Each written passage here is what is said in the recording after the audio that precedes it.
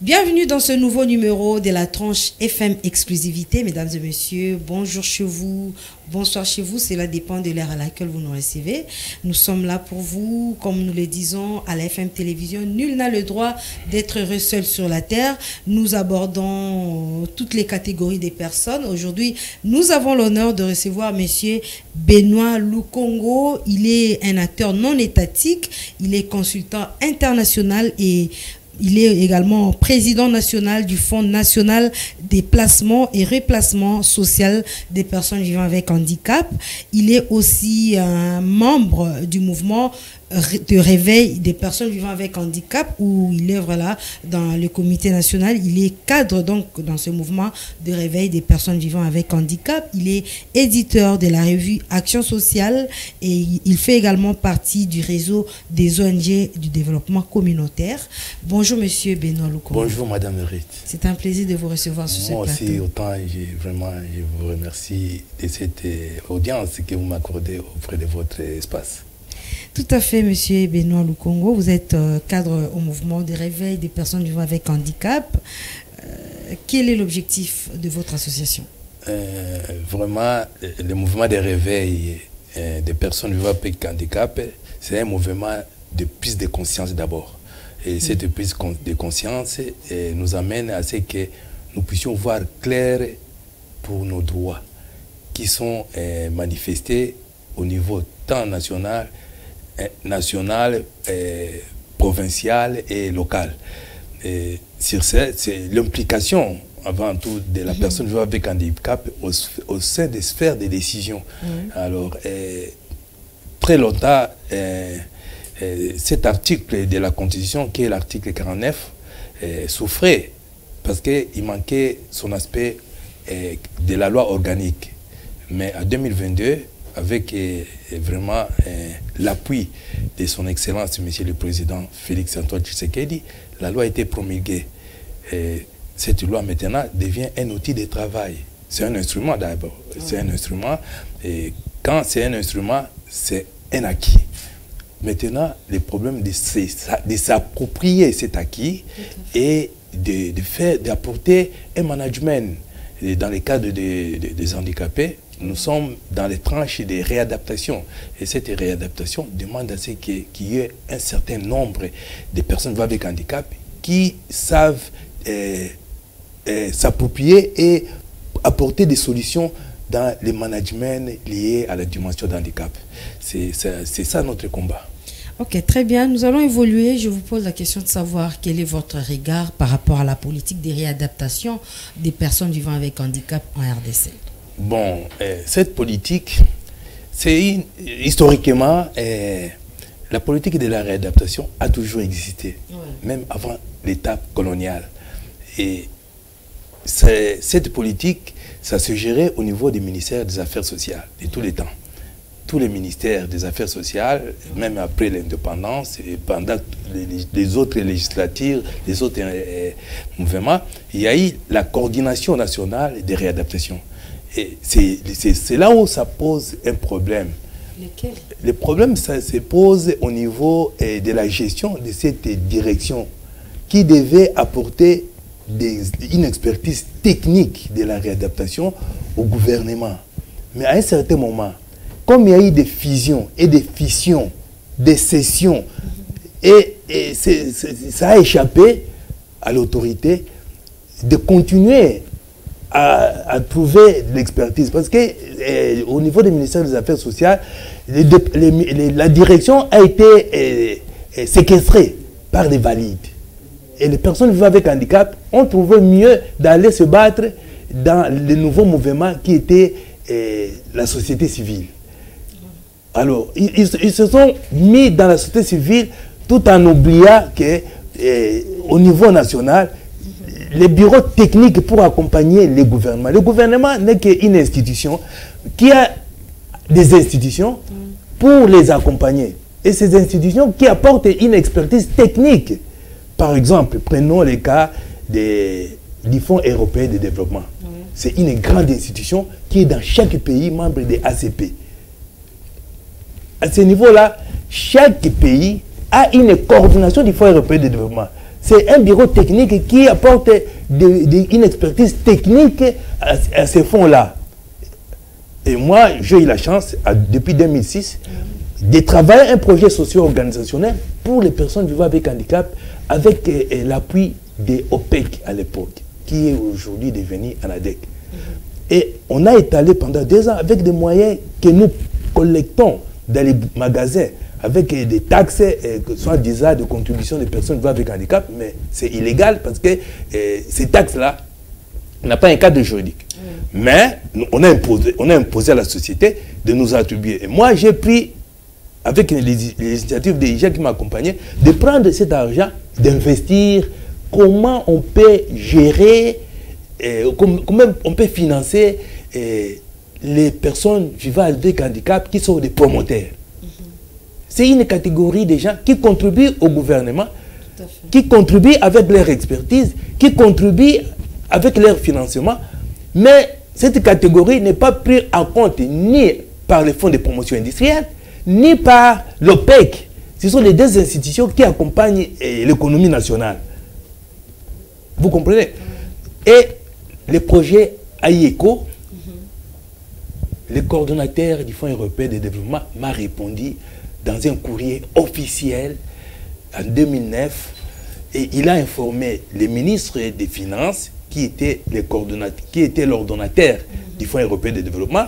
Il a annoncé vraiment à son excellence, monsieur l'ambassadeur, chef de la délégation de l'Union européenne, de la Commission, il a annoncé au coordonnateur national des projets ANN. ANN, c'est les acteurs non étatiques. Et à l'époque, ils m'ont recommandé d'aller voir les coordonnateurs nationaux du projet ANN. C'était M. Philippe, un Italien. Madame, j'ai causé avec M. Philippe pendant 4 heures de temps. On est sorti en quai de poissons. Pourquoi? Et il m'expliquera que, bon, ils ont bien noté mes recherches, mes études. Bon, ils m'ont promis que je sois maintenant expert au niveau des projets acteurs non étatiques. On m'a identifié comme un expert, consultant. Alors, je devais attendre pour que ils vont m'appeler dans un avenir très récent. Et qu'est-ce que stipulé dans la lettre? La lettre accepte. Les producteurs de la lettre, c'était les coordonnateurs nationaux du FED, qui m'a expliqué que non, nous sommes vraiment très flattés, très ravis de votre étude et de votre recherche, mais je demande au coordonnateur du projet d'acteurs non étatiques pour vous accompagner et que vous cherchiez les partenaires sociaux au niveau international pour financement de votre subvention. Donc c'était une grande porte ouverte. Mais après, il n'y a plus rien. Je pars là-bas, on commence à me proposer du travail, et tout ça, et c'est parti comme ça. Or, depuis 2009, un gestionnaire de projet, un manager de projet, pour qu'il entre dans l'écosystème d'intervention de l'entrepreneuriat, il lui faut 5 ans. Ça, c'est avec toutes les études, avec ce que je connais comme expertise au niveau de la Chine, au niveau du Corée, au niveau même de l'Inde et au niveau d'autres pays africains. Tu ne peux pas devenir un bon entrepreneur dans 2 mois ou 2 semaines. Un bon entrepreneur, donc ça demande un écosystème, un temps de gestion. Et ce temps-là, aujourd'hui, nous n'en avons pas. Or, depuis 2009, si on avait créé ces cadres, on devait avoir maintenant une élite de personnes vivant avec handicap qui sont capables de créer des entreprises et de les gérer et d'être à la compétitivité. Les grands problèmes aujourd'hui, c'est les challenges. Aujourd'hui, le Congo est maintenant dans des espaces économiques internationaux. Mais qui sont ces Congolais qui sont valables avec une expertise économique d'entrer dans l'équipe économique internationale? C'est ça les grands problèmes. Et les finances internationales demandent une expertise. Voilà le grand projet. C'est un dossier classé que nous pouvons relancer. aujourd'hui, avec vraiment l'appui du gouvernement, je suis ouvert. Et j'ai pris mon projet, je suis parti à Brazzaville et j'ai exécuté le projet à Brazzaville. Mais aujourd'hui également, la FM Télévision, qui est une chaîne humanitaire qui prend en compte la considération des personnes vivant avec handicap, vous donne l'opportunité d'en parler. Vraiment, c'est ce que je vous remercie. Ok, nous progressons dans notre entretien. Oui. Monsieur Benoît Lukongo, vous êtes une personne vivant avec handicap, mais vous évoluez bien dans votre secteur professionnel. Est-ce que vous faites aussi une vulgarisation pour briser la stigmatisation que les personnes vivant avec handicap ont très souvent vis-à-vis des valides? Ok, c'est un combat de longue date. Oui. Et toutes les structures que je viens de vous annoncer, oui. Je ne suis pas le fondateur. Oui. Première des choses. Vous êtes là avec les valides? Non, avant tout, oui. J'ai évolué la classe montante. Oui. J'ai commencé, dès que j'ai terminé mes études, j'étais dans les plaidoyers de ce système. Et il y avait les grands coachs, les managers, des gens qui m'ont formé. Comme qui? Vous avez un modèle? Oui. Je suis le fruit de messieurs Tebachombe. Tebachombe, c'est celui qui a créé le centre Maman Antoinette. Il venait juste de venir à 75, sortir des Sorbonne. Il est venu, et c'est le président Mobutu qui est allé le chercher, parce que lui, il était avant même l'indépendance en Sorbonne.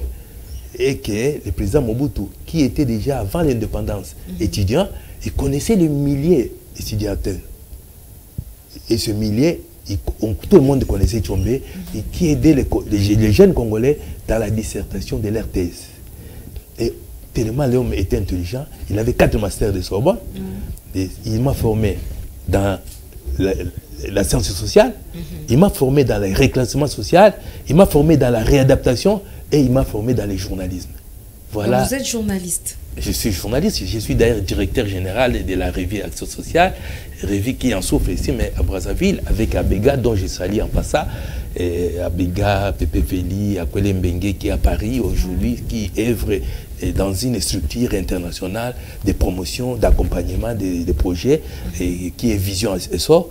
Tout le monde, maintenant, avec le mouvement des réveils, ils ont les yeux braqués à RDC. En dehors du mouvement des réveils, est-ce que vous avez d'autres initiatives pour promouvoir les actions des personnes vivant avec handicap? Vraiment, les initiatives sont en hâte. Les grands problèmes aujourd'hui au Congo que nous déplorons, c'est cette classe politique qui se met au-dessus pour bloquer les choses. Il y a une classe. Un esprit de manque de collaboration qui est en vous-même? Non, parce que nous, on est prêts. On a des projets. Oui. Comment est-ce qu'on évolue ailleurs? Mais vous avez un ministère? Attendez, madame. Oui. Je gère, c'est moi le financier de l'Agence panafricaine pour la promotion des produits Made in Africa, dont le siège est à Djibouti. Oui. Et d'ailleurs, prochainement, je dois aller à Djibouti pour inaugurer la vitrine panafricaine de cette agence-là. Nous sommes dans la zone de libre-échange économique continentale, dont les handicapés que j'avais proposés devaient maintenant être compétitifs dans ce challenge. Mais nous sommes à Brazzaville, nous sommes au Bénin, au Gabon, au Togo, au Cameroun surtout. Mais pourquoi pas en RDC? Mais c'est ça le grand problème. C'est ça le grand problème. Ok. Depuis 2006, je suis dans une grande plateforme du groupe congolais pour la promotion des logements sociaux. On a eu la signature de son Excellence, M. Kizenga, qui est révolutionnaire comme mon père. Moi, je suis né d'une famille révolutionnaire. Et moi, je ne suis pas handicapé de guerre. Moi, je suis un invalide de guerre. J'ai été victime à l'âge de 5 ans. Des balles. Pendant la rébellion de 64, tout ça, bon, ça c'est une autre histoire. Alors, Kizenga, qui a lu notre programme. Mon projet, c'est géré par notre bureau conseil technique qui est à Paris, c'est monsieur son excellent, l'honorable J.T. Lukongo Selemani qui gère les projets, dont je suis vraiment des cadres de ces programmes. Le programme consistait à construire au moins 2 450 000 maisons après 5 ans, depuis 2006. Mais jusqu'à aujourd'hui, les projets, et c'est un dossier classé. Est-ce que vous avez fait des suivis? Parce que Maman, présentement, vous avez un ministère chargé des personnes vivant avec handicap. Les grands problèmes aujourd'hui... Appuyé par un texte de les grands problèmes au ministère. La fois passée, j'ai initié avec mes petits, parce que j'ai des bureaux. Oui. J'ai des jeunes gens que je suis en train de former. Et il y a Omombo. Oui. Omombo, qui est parti avec les projets d'autonomisation au ministère là, des personnes vivant avec handicap. Mais ces projets-là, ils ont chippé chez Omombo. Nous avons vu maintenant les ministères en train de faire l'autonomisation. Un projet où ils ne connaissaient pas les tenants et les aboutissants. Maintenant, le ministère a pris le projet, ils ont pris carte sur table. Nous sommes devant les plateaux de télévision. Je peux les inviter. J'ai invité Omombo, j'ai invité le ministère. Nous faisons les débats. L'autonomisation des femmes, c'est un nouveau projet qui est venu de la Banque mondiale, mais dont l'auteur est Omombo. J'ai discuté avec Omombo. Je suis parti chez Câble pour lui expliquer que les projets arrivent ici. Nous sommes derrière les projets pour l'accompagner. Mais ils n'ont pas fait ça. Ils se sont appropriés du projet, ils ont lancé le projet. Il y a même une dame qu'on présentait, autonomisation, mais à la fin, au finish, il n'y a pas un programme de suivi. Or, ce programme entre dans un écosystème. C'est là où il y a l'argent, c'est là où on doit piocher. Et puis, il y a le mécanisme de subvention dans le PPP. C'est les clés de booster pour booster les économies. Vous comprenez que ils ne sont même pas dans un cahier de charge du programme du partenariat public-privé, ni le BioIT. Un programme qu'on construit ensemble, on cherche des opportunités ensemble, il y a des transferts vers le gouvernement. C'est ce que le gouvernement doit comprendre. On doit avoir... Mais lorsque vous ne réagissez pas face à un blocage, comment est-ce que le gouvernement va C'est pourquoi nous venons avec les mouvements de réveil. Le mouvement de réveil dit non à la mégestion de la politique de la réadaptation. On ne cite personne, on ne taxe personne, mais nous voulons que la justice soit faite et que nous puissions lire, rentrer dans les lois. C'est ça notre stratégie. Nous ne cassons rien, nous n'injurions personne, mais nous voulons rentrer dans les textes. Et comment maintenant faire le mécanisme de s'approprier dans un contexte de la loi organique. La loi organique, il y a plusieurs chapitres. Alors, comment est-ce qu'on peut définir les priorités sans un cadre de concertation? Mais vous pouvez aussi initier un cadre de concertation. Vous écrivez nous voulons avant tout. Et ça, je vous apprends que déjà au niveau de la présidence, nous, on a fait un mémo, on est descendu, on a bloqué le palais de la nation, on est arrivé là-bas et les cabinets du président nous a reçus officiellement et il y a eu un mémo et il y a eu une lettre d'accompagnement dont le cahier des charges est déjà sur la table du président. Vous voulez quoi dans ces mémos? Dans ces mémos, c'est tout justement tout ce que nous déplorons là.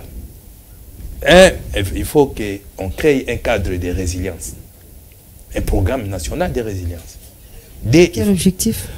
La résilience, c'est apprendre dans les services. Apprendre dans les services, c'est là... Uniquement pour les personnes vivant avec handicap? Non, le programme, effectivement, là nous sommes maintenant dans la gestion de la réadaptation. La réadaptation demande qu'il y ait 60% des personnes vivant avec handicap et 40% des valides. Comme le dit la loi... Mais tout justement, dans la loi, il n'y a rien de nouveau. La loi, on n'a fait que le toilettage des instruments supranationaux. Ces instruments viennent des institutions internationales. La loi ne fait qu'accompagner, ils ont fait le toilettage par rapport à nos moyens et par rapport à ce qui est la réalité sur le terrain. Donc il n'y a rien de nouveau. La politique de réadaptation, ça existe dans le monde. Il n'y a rien de nouveau, mais il y a quand même un texte de loi. Vous êtes maintenant... Non. Les choses sont légiférées. Mais c'est ça le nouveau. Oui. Donc il y a une nouveauté, vous reconnaissez? Non, nous sommes dans les nouveaux. Nous applaudissons. Tout à fait. Nous sommes en train de fêter. Oui. Mais la fête n'exclut pas l'évaluation. Tout à fait. Ok. Monsieur Benoît Lukongo, un mot pour que nous puissions conclure cette émission. Bon, nous sommes là nous sommes disposés pour les pays. L'expertise est là. On a démontré, je suis dans les grandes plateformes. Et ça, personne ne peut contester. Si vous voyez les Turcs venir au Congo, c'est un projet que j'ai travaillé depuis 2018. Avec une association turque qui est basée à Paris, dont le coordonnateur à Paris, c'est M. Ali Koglou, dont Maître Georges Kalonji est venu avec les projets. Il a parlé du projet à mon jeune frère, Maître Papi Zengue. C'est un groupe de... J'ai au moins 40 juristes que je gère. J'ai 40 juristes. Mon bureau, c'est un bureau conseil technique. Que ce soit dans la fiscalité, que ce soit dans le développement durable, que ce soit dans les approches. J'ai tout. Et je m'organise de telle façon que même si je ne suis pas là, le bureau, chacun a ses responsabilités, il travaille. Et que nous apportons des solutions à beaucoup de problèmes. Et cette expérience nous met maintenant en vedette. Aujourd'hui, nous sommes capables d'apporter des solutions, et la RDC comme pays solution. Parce que nous sommes dans le mine, nous sommes dans les carburants, nous sommes dans les gold, nous sommes dans les banques, et nous sommes capables de créer même, et je suis maintenant promis directeur général de la Banque panafricaine des peuples autochtones, dont le siège sera maintenant à Djibouti, et ici ce sera un succursale, ou bien le siège sera ici en RDC. Ça dépend de là où nous pouvons lever les fonds, parce que je suis en train de travailler avec des grandes plateformes l'une est à Burkina Faso et l'autre est à Tunis, mais avec des correspondants au Liban. Ces plateformes-là, ils sont capables de nous emprunter pour une année. Mais quand dans une année, on vous donne par exemple un montant de 50 millions, il faut rembourser avec un taux d'intérêt entre 8% et 12%. Mais l'argent en question, vous pouvez booster cet argent et entrer maintenant dans la grande synergie où vous pouvez obtenir des fonds de 10 à 15 ans ou 30 ans. Or, le Congo n'est pas encore là. Et nous avec la synergie de la société civile, on a déjà des grandes portes et on est en train de négocier. Et ça sera à Brazzaville d'ici le mois de mai. Brazzaville qui est la capitale du bassin du Congo. Et nous allons recevoir toute la diaspora africaine au monde. Et il y a une commission d'ailleurs, je traverse d'ici là à Brazzaville pour rejoindre l'équipe de travail. Félicitations à vous. J'aimerais que vous puissiez adresser quelques mots aux personnes vivant avec handicap pour les encourager. Vous êtes un bel exemple. Vous êtes vraiment un patrimoine pour la République démocratique du Congo.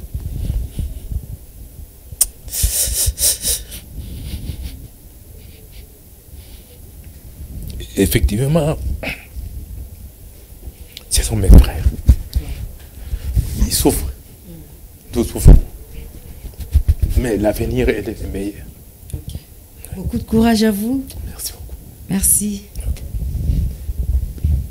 Merci beaucoup, mesdames et messieurs. Vous comprenez que nous sommes à la fin de cette tranche FM Exclusivité. Nous avons eu l'honneur de recevoir monsieur Benoît Lukongo. Il est expert international, il est un consultant international, comme vous l'avez constaté. Il est acteur non étatique, il évolue dans plusieurs structures internationales, mais en République démocratique du Congo, il est président national du Fonds national des placements et replacements social des personnes vivant avec handicap. Il est également cadre au mouvement de réveil des personnes vivant avec handicap.